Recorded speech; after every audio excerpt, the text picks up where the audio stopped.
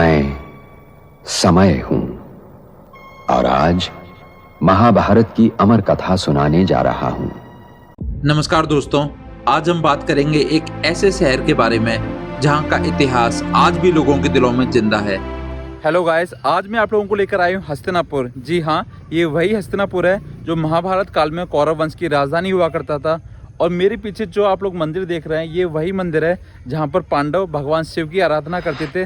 तो चलिए चलकर मैं आपको ये मंदिर दिखाता हूँ और इसकी हिस्ट्री के बारे में बताता हूँ। हस्तिनापुर महाभारत के समय की एक महान राजधानी थी। यहाँ के राजा महाराजा शांतनु, उनके बाद पांडु और धृतराष्ट्र और उनके पुत्र पांडव और कौरव, सभी की कहानियां यहाँ से जुड़ी हुई हैं। लेकिन समय के साथ साथ ये शहर कैसे बदला और अब यहाँ किस प्रकार का दृश्य है, ये जानना भी उतना ही दिलचस्प है।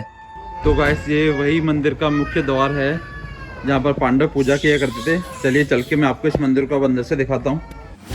पांडेश्वर मंदिर भगवान शिव को समर्पित है। पौराणिक कथाओं के अनुसार महाभारत के युद्ध से पहले युधिष्ठिर ने पांडेश्वर महादेव मंदिर में शिवलिंग की स्थापना की थी और युद्ध में जीत के लिए शिव से प्रार्थना की थी। युधिष्ठिर को सद्गुण, धर्म और क्षमा का प्रतीक माना जाता है। उन्होंने इस तरह से तप किया कि भगवान शिव प्रसन्न हो गए और उन्हें सफलता का आशीर्वाद दिया। तो गाइस, ये वही मंदिर है जहाँ पर पांडव भगवान शिव की पूजा किया करते थे। और अगर आप लोग इस शिवलिंग को थोड़ा पास से देखेंगे तो आपको ये थोड़ा सा टूटा हुआ दिखाई देगा, क्योंकि यहाँ पर काफी सारे मुगल राजा हुए थे जिन्होंने इस शिवलिंग को तोड़ने की कोशिश की थी यहाँ पर। और गाइस, यहीं पर आपको पांचों पांडवों की मूर्तियां दिखाई दे जाएंगी, जिन्हें कई हजार साल पुरानी मूर्तियां बताया जाता है, क्योंकि ये मूर्तियां स्वयं जमीन से प्रकट हुई थी, जिसके बाद इन्हें बाद में मंदिर में लगाया गया था। तो गाइस, पांचों पांडव की मूर्तियां यहाँ पर लगी हुई हैं और ये है भोले बाबा का शिवलिंग। हर हर महादेव। और गाइस, इस मंदिर के साइड में जो आप लोगों को ये दिखाई दे रहा है, जंगल सा दिखाई दे रहा है, रेलिंग लग रही है। तो बेसिकली ये पूरा पांडव का टीला है, जिसके अंदर बताया जाता है कि पांडवों का महल हुआ करता था। हस्तिनापुर का महल होता था यहाँ पर, जो अभी मैं आप लोगों को पास से चलकर दिखाऊंगा। तो गाइस, यहीं पर आपको एक कुआं देखने को मिल जाएगा, जिसका निर्माण पांडवों ने 5000 साल पहले कराया था। और ऐसी मान्यता है कि इसी कुएं का जल लेकर पांडव भोले बाबा का जल अभिषेक किया करते थे। और गाइस, इसमें अभी भी पानी दिखाई दे जाएगा आप लोगों को इस कुएं के अंदर। और जब बरसात होती है तो ये कुआं पूरा ऊपर तक भर जाता है और यहाँ पर आने वाले लोग इसी कुएं का जल लेकर भोले बाबा का अभिषेक करते हैं। तो गाइस, ये है मंदिर का बैक गेट, जिसके पीछे आप लोग देख सकते हैं कितना ही हरियाली है, कितना हरा भरा है और एकदम जंगल जैसा बना हुआ है यहाँ पर। तो गाइस, जैसे आप लोग इस मंदिर के पीछे आएंगे, पीछे वाले गेट से आएंगे यहाँ पर, तो गाइस यहाँ पर आगे जो पंडित जी ने हमको बताया, ये पांडवों की गुफा है। तो गाइस, जैसा मैंने आप लोगों को बताया था, ये पूरा जो पहाड़ी के ऊपर का हिस्सा है, ये पूरा हस्तिनापुर का महल हुआ करता था। और ये पांडवों ने गुफा बना रखी थी यहाँ पर, जिसको अभी तो बंद कर दिया गया है। तो गाइस, इस गुफा का उपयोग महाभारत काल में युद्ध के दौरान किया जाता था। मान्यताएं कुछ ऐसी भी हैं कि ये गुफा हस्तिनापुर से लेकर कुरुक्षेत्र तक जाती थी, जो कि आज एकदम बंद हो चुकी है। आप लोग देख सकते हैं एकदम बंद हो चुकी है ये गुफा। तो गाइस, यहाँ पर ऐसी ऐसी आप लोगों को गुफा देखने को मिलेंगी जो आपको यहाँ का इतिहास जानने के लिए प्रेरित करेंगी।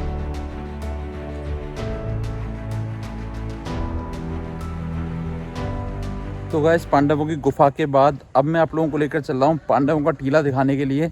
देखता हूँ वहाँ पर कुछ बचा है कि नहीं बचा है, क्योंकि जैसा पंडित जी ने बताया हम लोगों को, वहाँ पर सिर्फ एक देवी माँ का मंदिर है, उसके अलावा और कोई अवशेष शेष नहीं रह गया है वहाँ पर। तो गाइस, मंदिर देखने के बाद अभी हम लोग जा रहे हैं पांडव टीला देखने के लिए। तो चलिए मैं ये टीला आपको अंदर से दिखाता हूँ। तो गाइस, यहाँ पर ये रास्ता है पांडव का टीला जाने के लिए।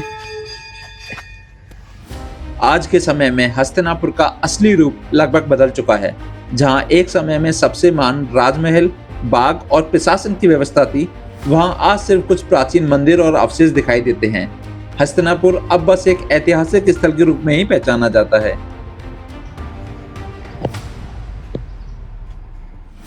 जब हम बात करते हैं हस्तिनापुर की, तो सबसे पहले हमारे दिमाग में महाभारत की वो महायुद्ध की गाथाएं आती हैं, जहां पर पांडव और कौरव के बीच महायुद्ध हुआ था, जिसमें राजा धृतराष्ट्र की अनजानी आंखों के सामने उनके पुत्रों की मौत हुई थी, जहां भगवान कृष्ण ने अर्जुन को गीता का उपदेश दिया था। आज भी ये स्थल लोगों के लिए एक पवित्र जगह है। तो गाइस, यहाँ पर जगह जगह पर ऐसे, जैसे क्योंकि यहाँ पर इतने सारे मंदिर हैं, तो पुजारी जी के रहने के लिए प्रॉपर व्यवस्था की हुई है यहाँ पर। और गाइस देख सकते हैं पूरा जो इनका घर है उसको ना जाली से कवर किया हुआ है, क्योंकि यहाँ पर बंदरों का बहुत ज़्यादा आतंक है।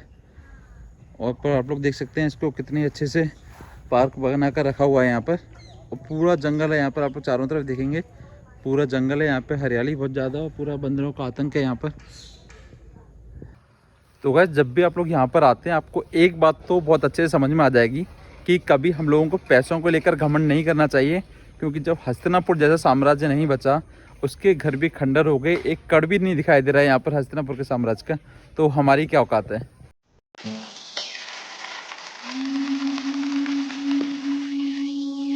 तो गाइस यहाँ पर पांडव के टीला के ऊपर आप लोग देख सकते हैं ये माता शक्तिपीठ का मंदिर है। ये माता शक्तिपीठ का जो मंदिर है ये उन्हीं मंदिरों में से एक है। जैसे आप लोगों को पता है ज्वाला देवी मैया का हो गया, नागरकोट वाली मैया का हो गया। यहाँ पर बोला जाता है कि जब माता रानी सती हुई थी, दुर्गा माँ सती हुई थी, तो उनका जो दाहिना अंग है वो यहीं पर आके गिरा था।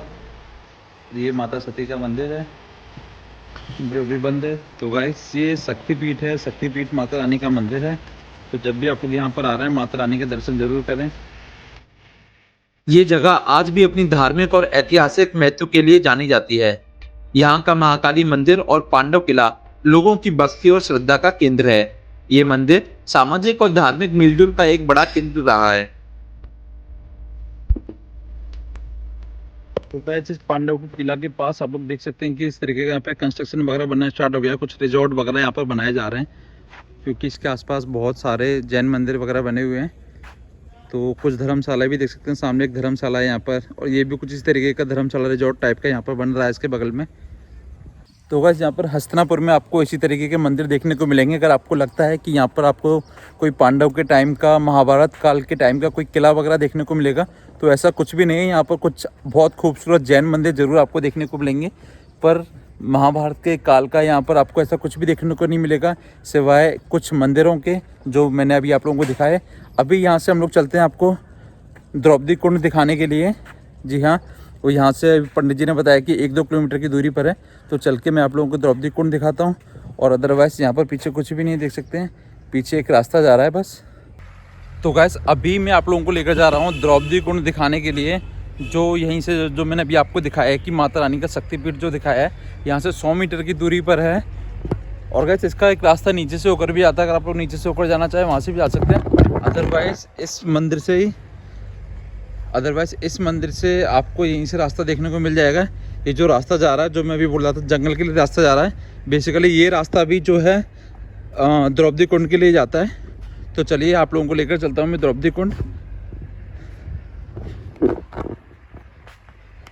तो गाइस यहाँ पर आप लोग देख सकते हैं चारों तरफ सिर्फ जंगल है, और यहाँ बंदरों का काफ़ी ज़्यादा आतंक है। बस मुझे डर लग रहा है कि बंदर मेरा फ़ोन लेकर नहीं चला जाए यहाँ से।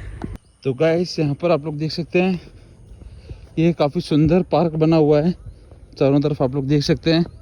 तो अगर आप लोग सर्दियों में आ रहे हैं यहाँ पर, तो दोपहर में एक बहुत अच्छा सनबाथ आप लोग ले सकते हैं यहाँ पर, और इतनी सुंदर जगह है ये।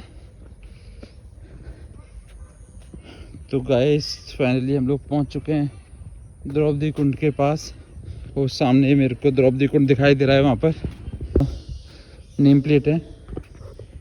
और ये है गाइस, देख सकते हैं कितना गहरा कुआं है ये, और इसमें भी पानी भरा हुआ है। हेलो, जय श्री राम, जय श्री कृष्ण, जय श्री राधे। तो गाइस द्रौपदी को भी श्री कृष्ण प्यार से राधे बोलते थे, तो हम भी उन्हीं राधे को प्रणाम करते हैं। तो गाइस यहाँ पर अभी एक स्वामी जी ने हमको बताया कि यहाँ पर टाइम पर है ना खुदाई होती रहती है यहाँ पर, कि कुछ अवशेष ऐसे मिले महाभारत के, कुछ अवशेष को ढूंढने के लिए यहाँ पर टाइम टू टाइम खुदाई वगैरह होती रहती है। आर्कियोलॉजिकल सर्वे ऑफ इंडिया की टीम आती रहती है जो यहाँ की खुदाई करती है। और गाइस देख सकते हैं यहाँ पर खुदाई कुछ टाइम पहले खुदाई हुई है, जिसमें कुछ महाभारत के काल के अवशेष देखने को मिले हैं, और वो अवशेष मैं आपको चलकर दिखाता हूँ। तो गाइस ये देख सकते हैं आप मेरे पीछे,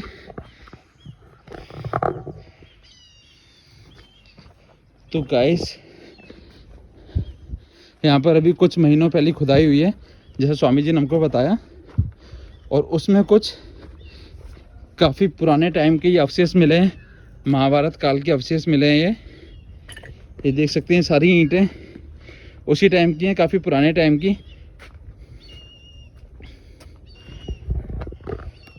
तो गाइस देखिए इस पूरी पहाड़ी की जो खुदाई हुई है तो इसमें महाभारत काल के अवशेष मिले हैं। तो गाइस यही था वो हस्तिनापुर का महल जिसके हम लोगों को यहाँ पर अवशेष मिले हैं। और गाइस इससे पहले भी एक बार मैं यहाँ पर आया था जब यहाँ पर ये सारे खुदाई वगैरह नहीं हुई थी, ये पूरा सिर्फ एक टीला हुआ करता था। और आज की डेट में यहाँ पर ये आप लोग देख सकते हैं ये गाइस कितनी गहरी यहाँ पर, सोचो इसके नीचे भी कितनी गहरी यहाँ पर दीवारें बनी होगी। अभी हो सकता है कुछ टाइम बाद और भी ज़्यादा यहाँ पर खुदाई हो। ये देख सकते हैं सब उसी के टाइम की ईंटें यहाँ वगैरह यहाँ पर बनी हुई हैं। तो वैसे देखिए कितनी पुरानी ईंटें हैं यहाँ पर। तो गाइस जिस हस्तिनापुर ने कभी पूरी दुनिया पर राज किया था, आज वही हस्तिनापुर पूरी तरीके से खंडर हो चुका है। ये आप लोग देख सकते हैं मेरे पीछे हस्तिनापुर के अवशेष हैं। जी हाँ, ये वही 5000 साल पुराने महाभारत काल के हस्तिनापुर के अवशेष हैं जो आप लोग मेरे पीछे देख रहे हैं। ये भी अभी कुछ टाइम पहले खुदाई में देखने को मिले हस्तिनापुर के अवशेष। अदरवाइज़ यहाँ पर एक भी अवशेष नहीं था हस्तिनापुर का। तो गाइस सोचिए जिसका साम्राज्य कभी पूरी दुनिया में था आज पूरी तरीके से ख़त्म हो चुका है। तो भाइयों समय से ज़्यादा बलवान कुछ भी नहीं है, समय सब कुछ बदल देता है। ये शहर हमारे लिए एक प्रेरणा का स्रोत है। इसके इतिहास को समझना हमारे लिए जरूरी है। महाभारत की कहानियों को अपने जीवन में उतारना और हस्तिनापुर की विरासत को समझना ये हमारे लिए एक महत्वपूर्ण कर्तव्य बन जाता है।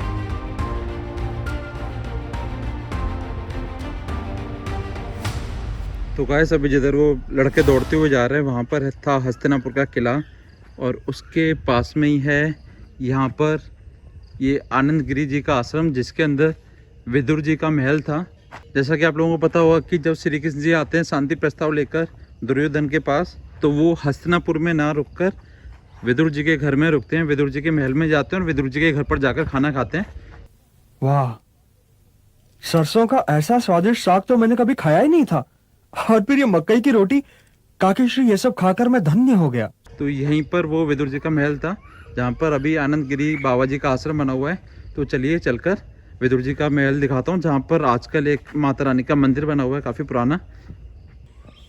तो वैसे यहाँ पर इस आश्रम के अंदर इस तरीके से काफ़ी पुराने मंदिर बने हुए हैं और बाकी पूरी जगह एकदम खाली है। देख सकते कितनी शानदार है और यहाँ पर कितने सारे बंदर रह रहे हैं।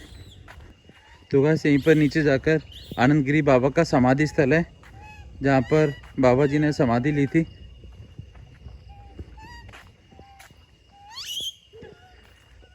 तो अभी हम लोग थोड़ा सा चलते हैं। यहाँ पर ये पुराना देवी माता का मंदिर बना हुआ है और अभी यहाँ पर आरती का टाइम हो गया है।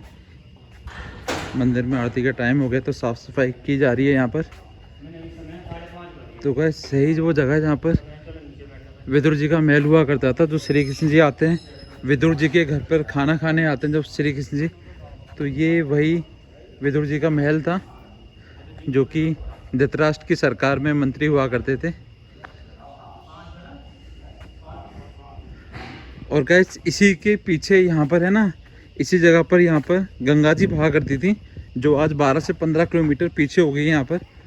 तो सोचिए कितना बहाव होता होगा गंगा जी का, जैसा पंडित जी ने हमको बताया। इसके साथ में यहाँ पर ये नीचे दिख रही है आपको, हम लोग काफ़ी ऊपर हैं यहाँ पर, नीचे सामने जो जगह दिख रही है यहाँ तक गंगा जी बहती थी उस टाइम पर। और ये गंगा किनारे पूरा महल बना हुआ था हस्तिनापुर का महल, जहाँ पे आधे हिस्से में हस्तिनापुर था, आधे में कौरवों का किला था। तो इसी जगह पर ये महाराज विदुर का महल था। तो गाइस इसी के साथ हमारा ये व्लॉग यहाँ पर ख़त्म होता है। आशा करते हैं आपको हमारा ये व्लॉग काफ़ी पसंद आया होगा। अगर आपको हमारा ये व्लॉग अच्छा लगा हो तो लाइक शेयर एंड सब्सक्राइब करना ना भूलें। जय जय श्री राधे, बोलो बांके बिहारी लाल की जय हो।